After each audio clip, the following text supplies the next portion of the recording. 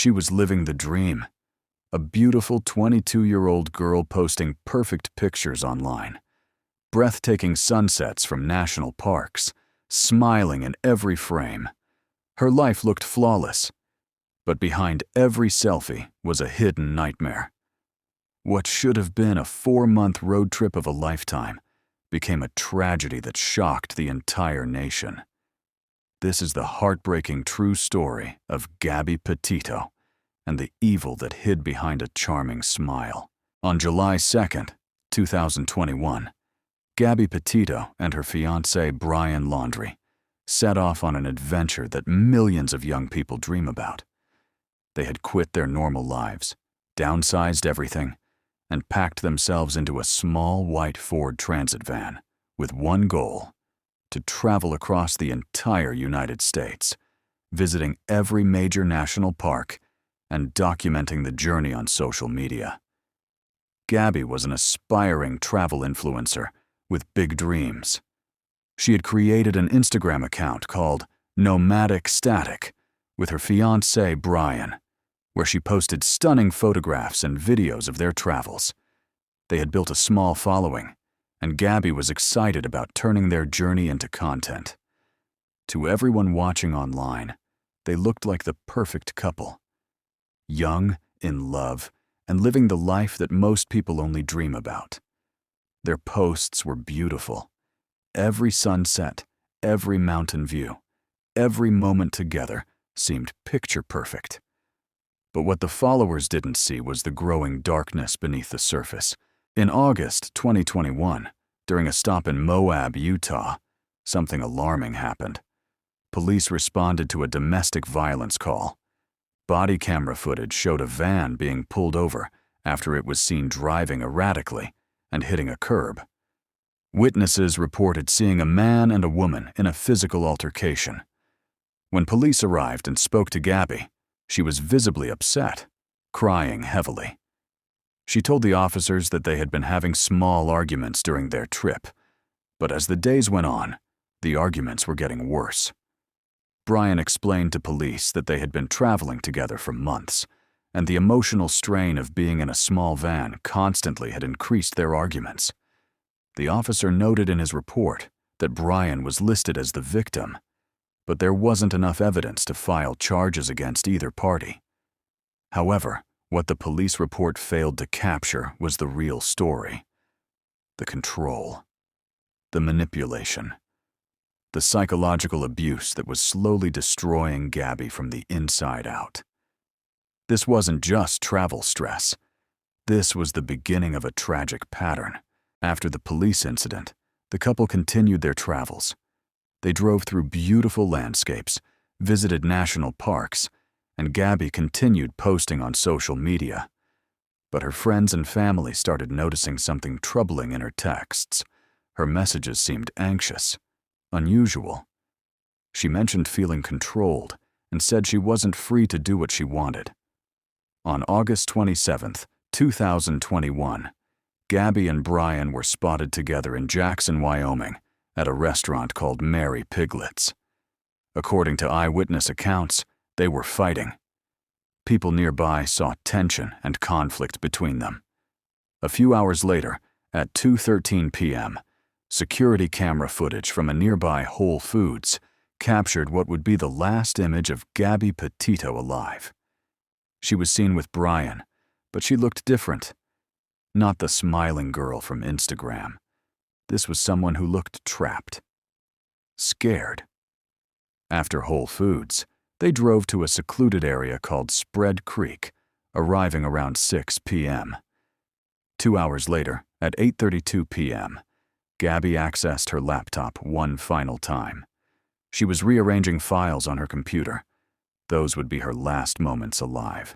On August 29th, everything changed. Brian Laundrie called his mother from somewhere in Wyoming. His tone was completely different from normal. He told her one simple phrase that would start a chain of events that shocked the nation. Gabby is gone. His mother immediately called an attorney. Within hours, Brian had hitchhiked multiple times to get from the isolated location back to the van. When he arrived at the van, he did something calculated and cold-blooded. He created a fake text conversation between himself and Gabby, making it appear they were texting to each other when they weren't physically together. He then used Zelle to transfer $700 from Gabby's bank account to his own. The memo on the transaction read, "Goodbye, Brian. I'll never ask you for anything again." He was literally using her own money to create a false alibi, making it look like she was alive and well. Brian then drove the van all the way back to his parents' house in Florida, alone, without Gabby. What makes this even more sinister is what the FBI later discovered. In Brian's notebook, found near his remains months later, he had written a full confession. But by then, it was too late for justice.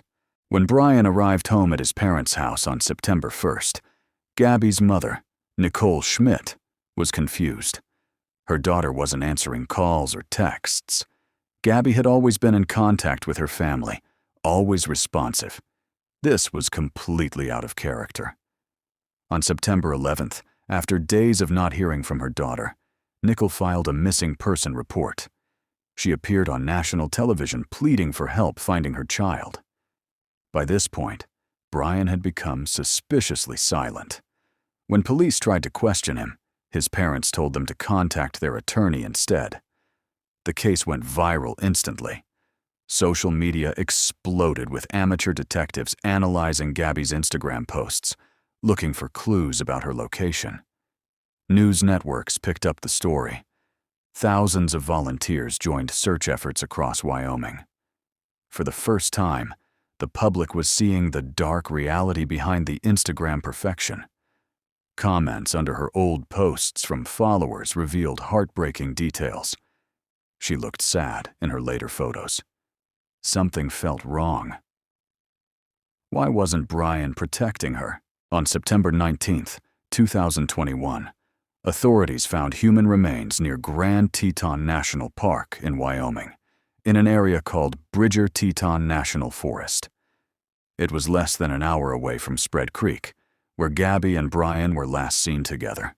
A coroner examined the remains and confirmed the horrifying truth. It was Gabby Petito. The autopsy revealed that she had died from blunt force trauma to her head and neck, combined with manual strangulation.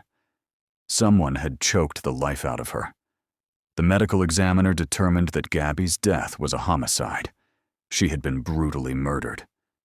But the nightmare wasn't over. Brian Laundrie was still missing. Authorities issued an arrest warrant for him on charges of using Gabby's debit card without authorization. The FBI took over the investigation, and a massive manhunt began. For weeks, investigators searched a nature reserve near his home in Florida, combing through swamps and wildlife areas. Volunteers joined the search. The nation watched and waited, desperate for justice. On October 20th, 2021, skeletal remains were discovered in Florida's Myakkahatchee Creek Environmental Park. Tests confirmed it was Brian Laundrie. He had died from a self-inflicted gunshot wound to the head. Near his remains, investigators found a notebook. What was written inside shocked everyone. Brian had confessed to killing Gabby in his own handwriting. He admitted to the murder that had captivated the nation. Justice would never come in the form of a trial. Brian Laundrie had taken the coward's way out, choosing death over facing the consequences of his actions. But that wasn't the end of the story. Gabby's family filed a wrongful death lawsuit against Brian's estate and was awarded $3 million in damages. Her parents also sued Brian's parents for emotional distress, alleging that they knew what their son had done and deliberately withheld information. Most devastatingly, Gabby's mother, Nicole Schmidt, made a public statement forgiving Brian, but refusing to forgive his parents. She spoke about how his actions had ignited a fierce determination within her to protect other victims of domestic violence and abuse. In 2025, Netflix released a 3-part documentary series called American Murder, Gabby Petito. The series was created with heavy involvement from Gabby's family, who wanted to ensure her story was told truthfully and completely. The documentary featured genuine text messages, video recordings, and excerpts from Gabby's personal journals. For the first time, viewers could see the slow progression of the abuse, how control manifested, how a charming man became a predator, how a happy girl slowly lost herself. The documentary emphasized something critical that many people didn't understand. Gabby wasn't just killed by violence. She was killed by a system of psychological abuse, control, and manipulation that had been building for months. Her family used their platform to raise awareness about domestic violence. The Gabby Petito Foundation was established to help other victims and families. What started as a tragedy became a mission to protect others. Gabby's story became a warning to millions that danger doesn't always look dangerous, that abuse isn't always obvious, that sometimes the most beautiful Instagram feed hides the darkest secrets. The Gabby Petito case teaches us something essential about domestic abuse. It's often invisible on social media. The couple that looks perfect online might be experiencing a nightmare behind closed doors. If you or someone you know is experiencing relationship control, jealousy that seems extreme, isolation from friends and family, or verbal abuse, these are warning signs. Gabby's case shows how quickly a situation can turn fatal. For anyone trapped in an abusive relationship, there is help.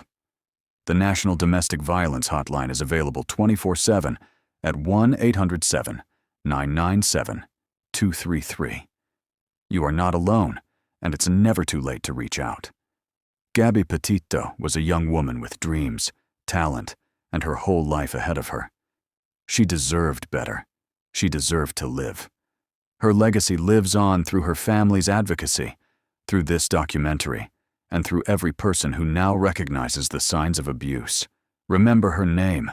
Remember her story. And if you see these warning signs in someone close to you, speak up. You might save someone's life. Thank you for watching. Please like, subscribe, and share this video. Let's keep Gabby's memory alive and help protect others from the same fate.